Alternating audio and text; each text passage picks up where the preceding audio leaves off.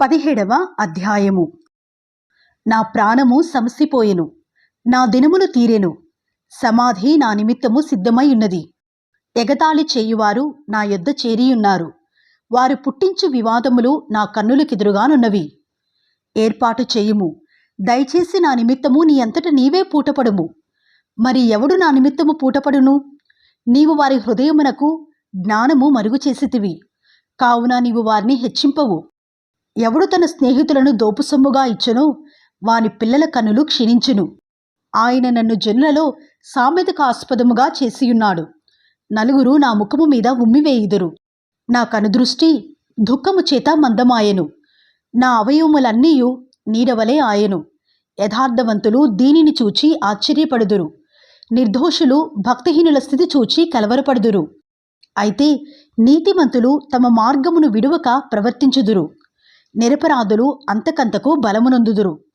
మీరందరూ నా ఎద్దుకు రండి, మరల దయచేయుడి. మీలో జ్ఞానవంతుడొక్కడైనను నాకు కనబడడు.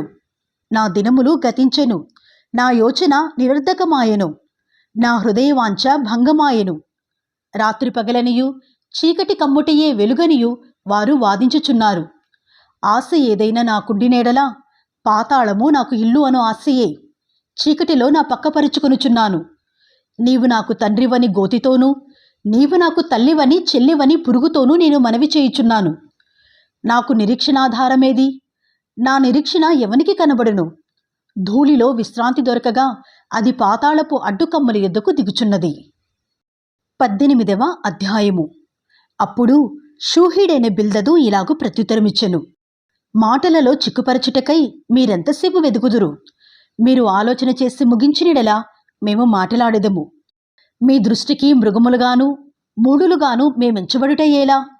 కోపము చేత నిన్ను నీవు చీల్చుకొనువాడా, నీ నిమిత్తము భూమి పాడుగా చేయబడునా? నీ నిమిత్తము కొండ దాని స్థానము తప్పునా? భక్తిహీనుల దీపము ఆర్పివేయబడును, వారి అగ్నిజ్వాలలు ప్రకాశింపకపోవును. వారి గుడారములో వెలుగు అంధకారమగును, వారి యొద్దనున్న దీపము ఆరిపోవును. వారి పటుత్వము గల నడకలు అడ్డగింపబడును, వారి స్వకీయాలోచన వారిని కూల్చును. వారు వాగురల మీద నడుచువారు, తమ కాళ్లే వారిని వలలోనికి నడిపించును. బోను వారి మడిమను పట్టుకొనును, వల వారిని చిక్కించుకొనును. వారిని చిక్కించుకొనుటకై ఊరి నేలను ఉంచబడును, వారిని పట్టుకొనుటకై త్రోవలో ఉచ్చిపెట్టబడును.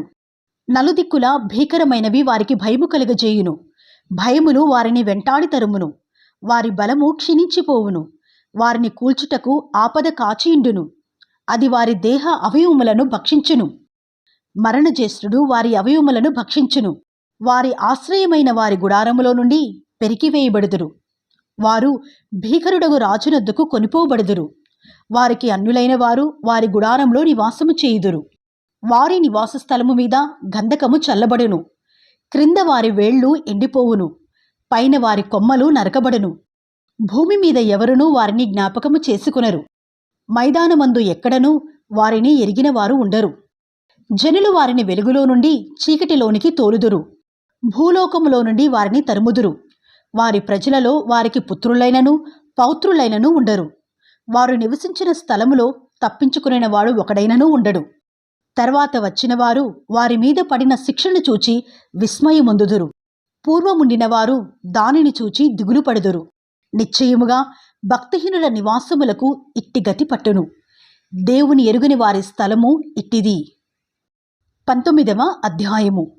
అంతట యోబు ఈలాగున ప్రత్యుత్తరమిచ్చెను. ఎన్నాళ్ళు మీరు నన్ను బాధింతురు?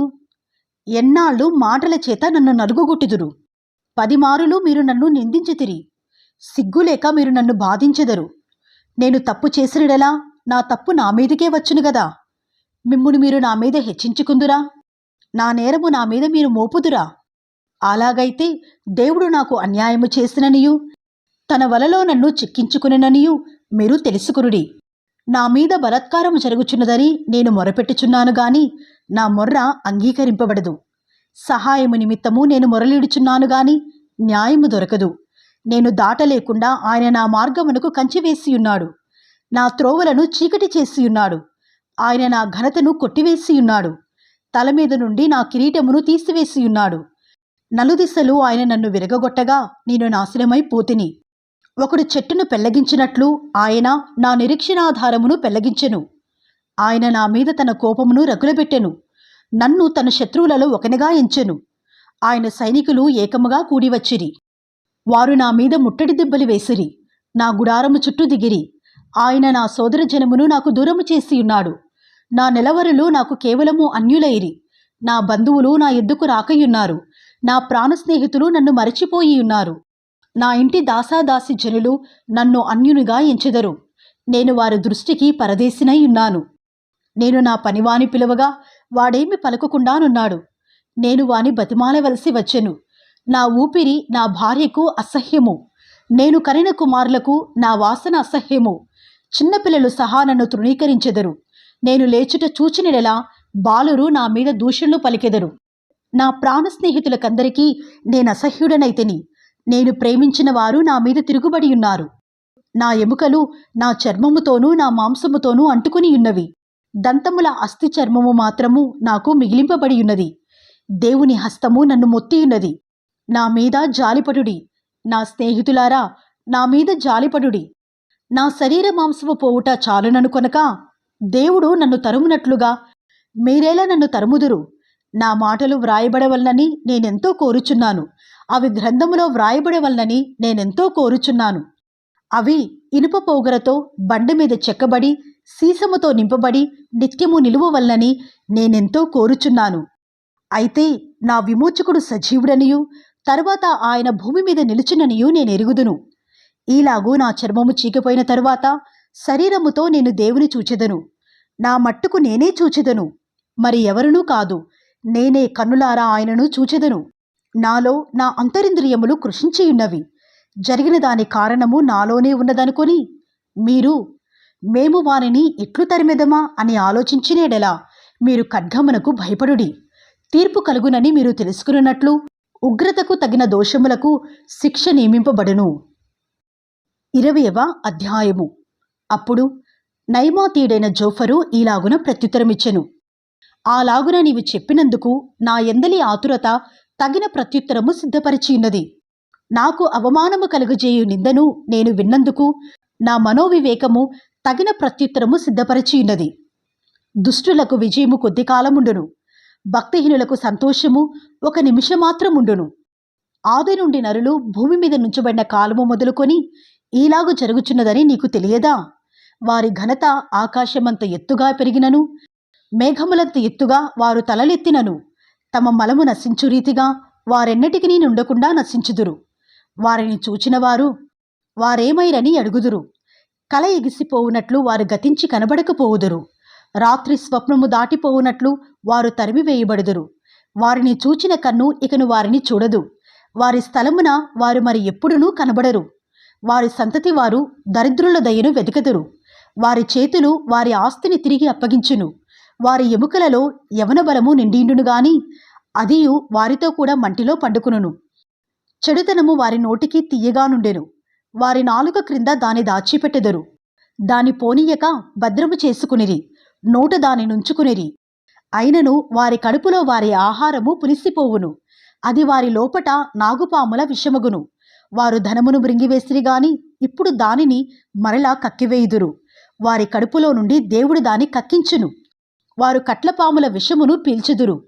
నాగుపాము నాలుక వారిని చంపును. ఏరులై పారుచున్న తేనెను వెన్నపూసను చూచి వారు సంతోషింపరు. దేని కొరకు వారు ప్రయాసపడి సంపాదించియుండురో దానిని వారు అనుభవింపక మరలా అప్పగించెదరు. వారు సంపాదించిన ఆస్తి కొలది వారికి సంతోషముండదు. వారు బీదలను ముంచి విడిచిపెట్టినవారు. వారు బలాత్కారము చేత ఒక ఇంటిని ఆక్రమించుకొనినను దానిని కట్టి పూర్తి చేయరు.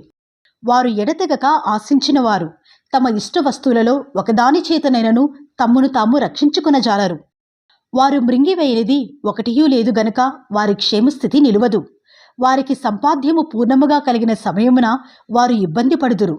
దురవస్థలో నుండి వారందరి చెయ్యి వారి మీదికి వచ్చును. వారు కడుపు నింపుకొననయుండగా దేవుడు వారి మీద తన కోపాగ్ని కురిపించును. వారు తినుచుండగా దాని కురిపించును. ఇనుప ఆయుధము తప్పించుకునుటకై వారు పారిపోగా ఇత్తడి విల్లు వారి దేహముల గుండా బాణములను పోవిడుచును. అది దేహమును చీల్చి వారి శరీరములో నుండి వచ్చును. అది బయట తీయగా వారి శరీరములో నుండి పైత్యపు తిత్తి వచ్చును. మరణ భయము వారి మీదికి వచ్చును. వారి ధననిధులు అంధకార పూర్ణములగును. ఊదనక్కరలేని అగ్ని వారిని మృంగివేయును. వారి గుడారములో మిగిలిన దానిని అది కాల్చివేయును. ఆకాశము వారి దోషమును బయలుపరచును. భూమి వారి మీదికి లేచును. వారి ఇంటికి వచ్చిన అర్జన కనబడకపోవును. దేవుని కోపదినమున వారి ఆస్తి నాశనమగును. ఇది దేవుని వలన దుష్టులైన నరులకు ప్రాప్తించు భాగము. దేవుని వలన వారికి నియమింపబడిన స్వాస్యము ఇదే.